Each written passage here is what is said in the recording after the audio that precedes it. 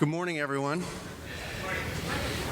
I'm Matt Dietrich, editor of Reboot Illinois, and we'd like to welcome you to the Citizens Club of Springfield Reboot Illinois Progressive Income Tax Forum.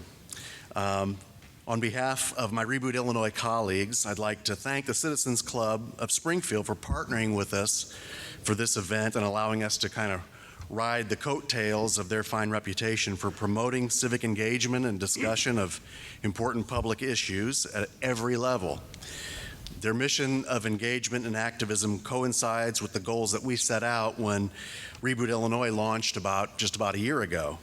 And I'm also proud to claim authorship of the State Journal-Register editorial that introduced the Citizens Club of Springfield a few years back when a group of civically active and engaged citizens put the Citizens Club of Springfield together. So thanks to the Citizens Club for having this and having us, and thanks to all of you for coming out.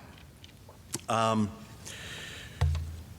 current Illinois law, most of the temporary income tax that was passed in January of 2011 is going to expire on January 1st, 2015. At that time, the personal income tax, as Illinois law is currently written, will fall from 5% to 3.75%. And this will mean that the state, which today has a backlog of unpaid bills in the neighborhood of $7 billion, is going to lose in the neighborhood of $7 billion or so in tax revenue. So that means that Illinois is facing a big choice between now and January 1st, 2015. And we're basically down to about three choices. And those are, we could let the income tax fall as the law is currently written, in which case it will go down to 3.75%. The General Assembly could vote to extend the 5% flat tax that we currently have, or perhaps even increase it if they wanted to. And there's also now a third option on the table that's gained some traction in the Illinois General Assembly. And in fact, it's been discussed over the years several times, and that is changing the Illinois Constitution to allow Illinois to change from its current flat rate income tax structure to a graduated system in which your income tax rate would go up as your income tax goes up. In 34 of the states in the nation that have income taxes now, a progressive tax system is what's in place. And of course, it's what the federal government uses for all of our federal income tax. So in the current General Assembly session, there have been several bills introduced to change the Constitution to allow the General Assembly to consider implementing a similar plan for Illinois. That can't happen until both houses of the General Assembly pass such a bill by 3/5 majorities. Then the issue goes before the voters. Supporters hope that happens in November 2014, and it would have to be approved by a majority of voters at that time for the General Assembly even to consider a progressive tax. And keep in mind, right now, there is no bill laying out exactly what a progressive tax structure would be. In other words, we don't have a bill that says if you make $100,000, your taxes would be 7.5%. If you make $50,000, they would be 5%, and so on and so forth. All the bills that are being discussed in the General Assembly right now, all they would do is simply say, the General Assembly could vote whether to adopt a progressive system. So with that in mind, we've invited two experts with very different opinions on Illinois tax policy here today. On my far left is Ted Dabrowski, who is Vice President of Policy with the Illinois Policy Institute. The Illinois Policy Institute is a think tank and a watchdog group that's been very critical of both the tax structure in Illinois and Illinois' budgeting and spending practices.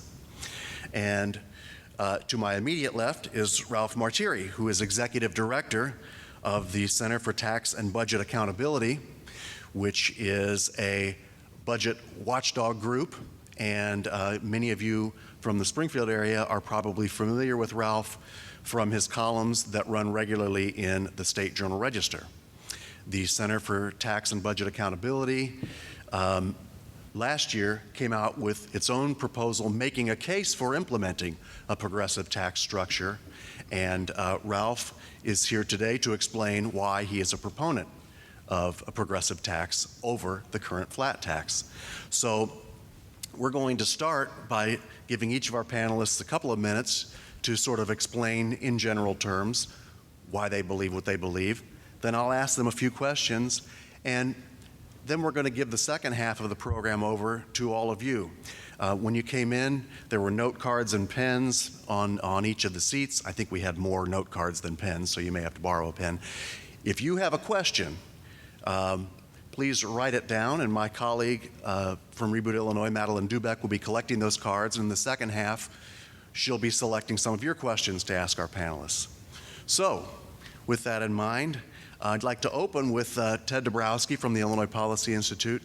Ted, in about 3 minutes or so, give us a general idea of why do you think a progressive income tax for Illinois is a bad idea?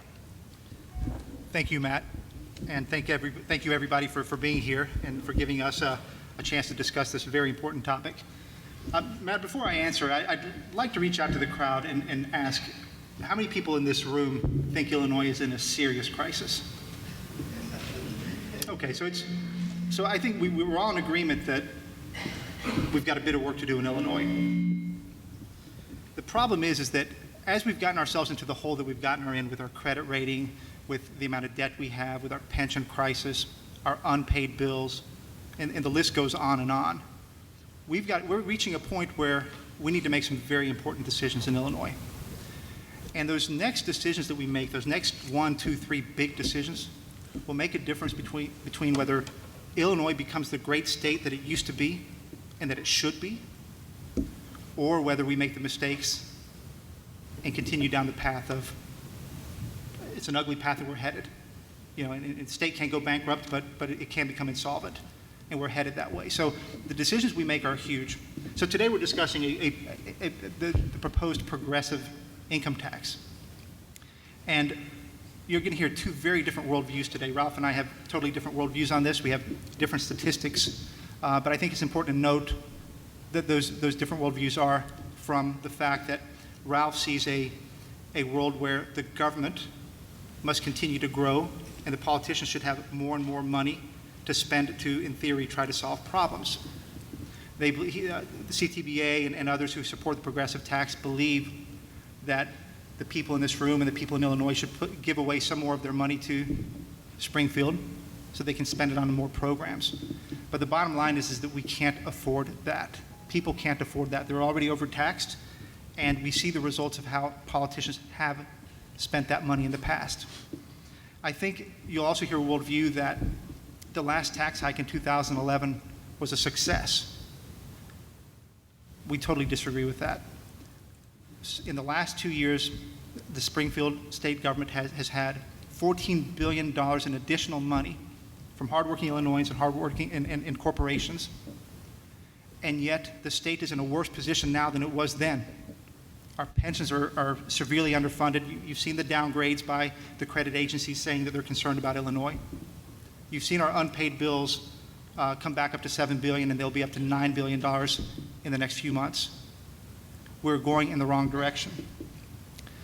The last thing you'll hear the worldview is that Illinois can afford to pay more taxes. You'll hear that it's the rich who need to pay more. But if you look at the progressive tax structures around the country, and in particular right around Illinois, you'll see that the progressive tax is not about taxing the rich. It's about taxing not just the middle class. It's also getting the lower income class. Of the 6 states surrounding us, 4 of those states have taxes that tax the middle and lower income at rates at nearly 6% on incomes above $8,000. So this progressive tax is not a tax to the rich. They sell it that way, but eventually the tax rates come down, and they come down to get you and the middle class and eventually the lower class. So, I think okay, that, so just to wrap up then, so our point is that, look, we need a great Illinois again, but it's not going to happen because we have more taxes. It's going to happen because we need to create a dynamic, great growing, fast growing Illinois that attracts businesses and people.